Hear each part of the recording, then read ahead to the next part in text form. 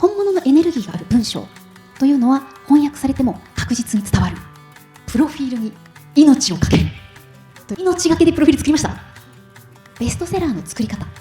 どういうふうに本を書いてきたのかっていうのって実はあんまり話してきたことがないんですよね。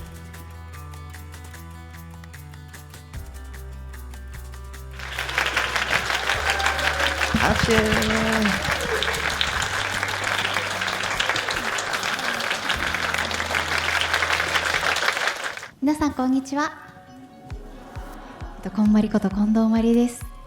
今日すごくたくさんの方にお越しいただきましてとっても嬉しいです。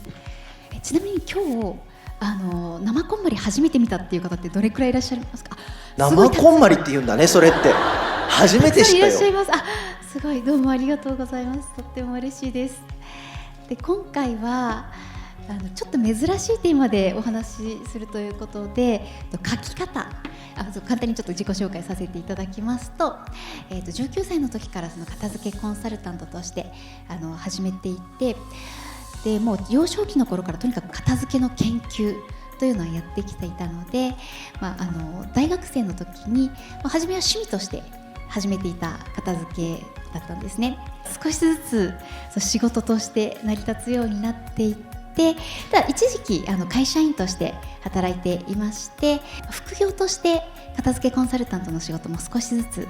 同時にやっておりまして、でいつの間にかそれがパンパンになってしまって、そして会社を辞めて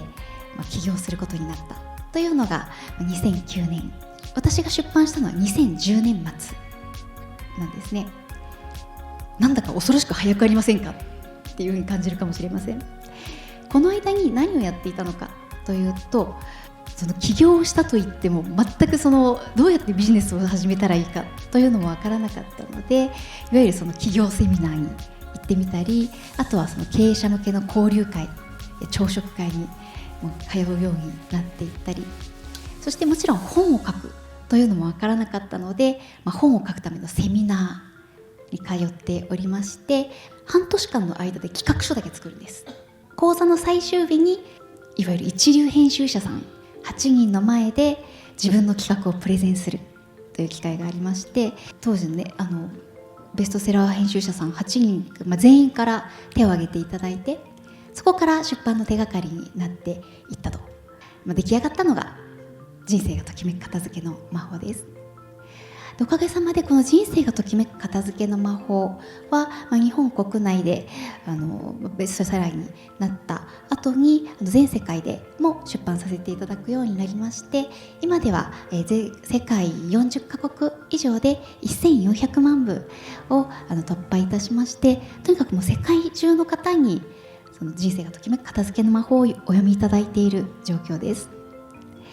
人生がときめく片付けの魔法の翻訳バージョンって本当にそのまんまなんですね。ほぼその原文のまま翻訳されているものだったんですけれども、それがアメリカで一番の盛り上がりが起きたところから世界に広がっていったんですけれども、そんな風に私がその出版をしてみて感じたのは、本物のエネルギーがある文章というのは翻訳されても確実に伝わるということだったんです。なので今日はじゃあそういうふうに力のある文章を書くにはどうしたらいいのかというところに関しても一緒に学んでいけたらなっていうふうに思っております。今日はね、このテーマでお話しするのは初めてなんですけれども、ぜひぜひ皆さんにいろいろな学びを持ち帰っていただいて、今すぐいい文章を書くぞっていうふうに思っていただければと思います。まずはじめに、ときめきを仕事にするとはからお願いしたいんですけど、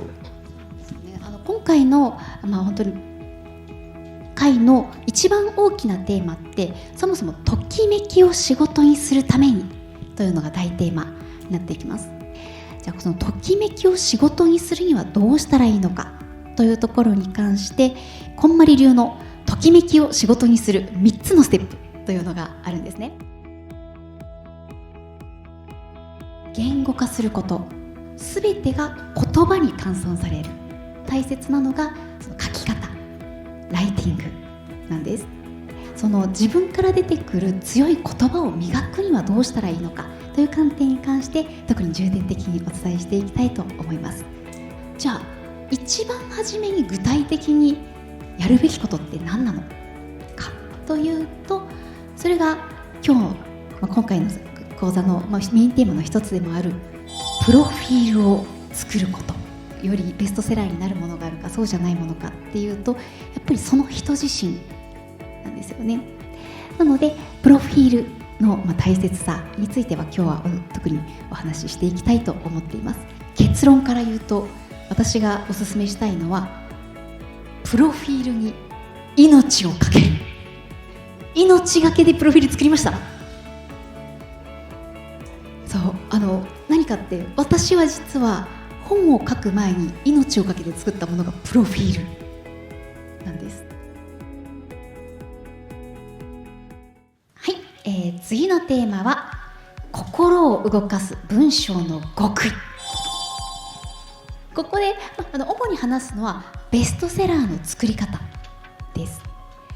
でもちろん皆さんの中でその本を書きたいとか、そのベストセラーを出したいっていう方にはもちろん直球でお役に立てるかと思いますが、そうじゃない、特に本は考えてないなっていう方にも役に立てるんです。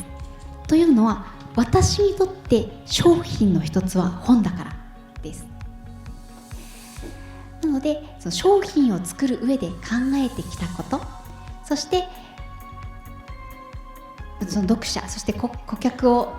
ね見つけて、その読者さんを引きつけるためにどういうことをしてきたのかということに関して、ぜひそういう観点でお聞きいただければなっていうふうに思っています。どういうふうに本を書いてきたのかっていうのって実はあんまり話してきたことがないんですよね。作るのでいっぱいいっぱいで、私自身がやっていたことがあります。それは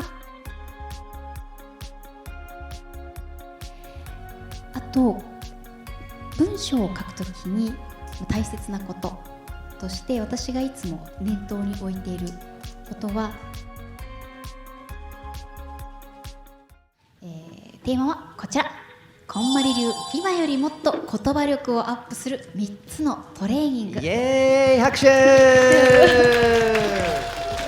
3つのトレーニング。そうで、言葉の力って鍛えることができるんですね。で、実際に私が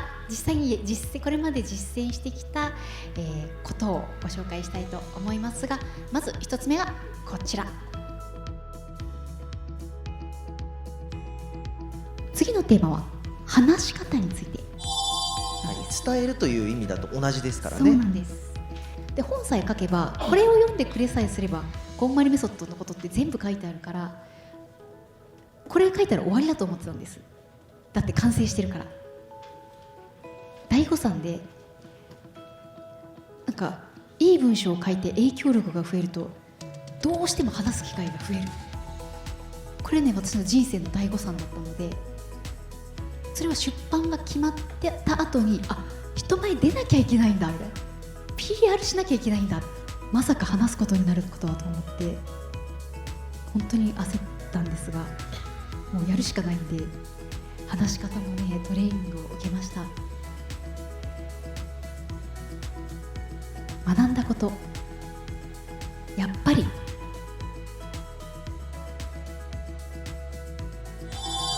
でもどうしても伝えたい。どうしても伝えたい、ただ知っておくといいよっていうことなんですが、今までお伝えした通り、私はもうそれは大真面目に学んだことを実践し、なんかこう徹底的に、ね、掘り下げて実践していくっていうことをやってきたわけなんですが、でもそれ以上に注力してきたこと、そしてこれをやってきたからこそ実際の結果が出てきたんじゃないかなって確信していることがあって、それはズバリこちら。